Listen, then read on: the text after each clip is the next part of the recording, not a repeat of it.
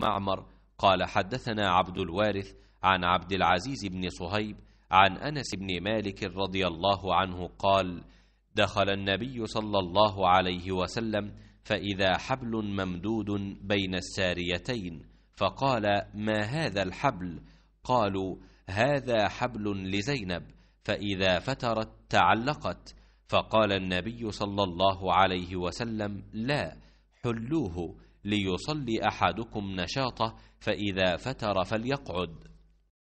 अब्दुल अजीज़ बिन सुहैब ने बयान किया, उनसे अनस बिन मालिक रदी अल्लाह अन्हु ने कि नबी करीम सल्लल्लाहु अलैहि वसल्लम मस्जिद में तशरीफ़ ले गए।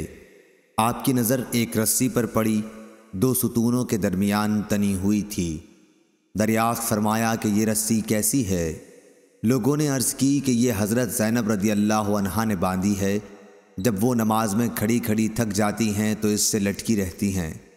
नबी करीम सल्लल्लाहु अलैहि वसल्लम ने फरमाया कि नहीं, ये रस्सी नहीं होनी चाहिए, इसे खोल डालो। तुम में हर शख्स को चाहिए जब तक दिल लगे नमाज पढ़े, थक जाए तो बैठ जाए। सही बुखारी हदीस नंबर 1150।